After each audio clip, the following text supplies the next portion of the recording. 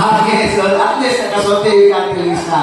Okay, sunod na Ate Lisa. Ang sunod na si Uncle Lilo. Brother Lilo. Asan si Uncle Lilo?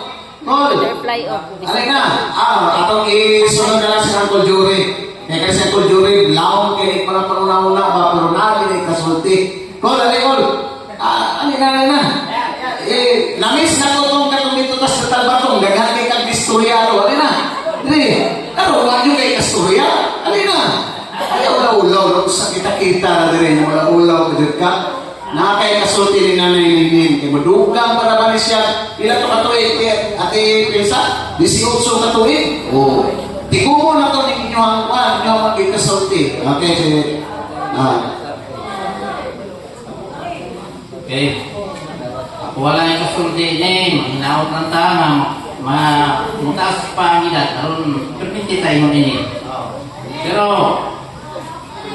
ako lang kuwan ini.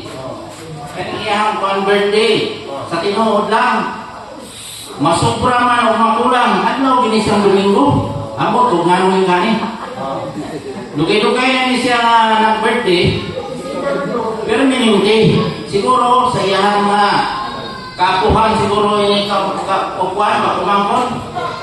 Na siguro nagtrabaho sa kuwan gobyerno. Nay taga-Suko. O sa putong isa ay SPG o kanang taga-Tuwing o kuwan mo maestra o maestro dunay kuwan principal o pagkuman ko niya o kaya kung ako o mawala niya ako yung kasulti siguro permanente na lang yun eh. Ang iyang birthday, masubra man o makulang, adlaw lang din ang Domingo.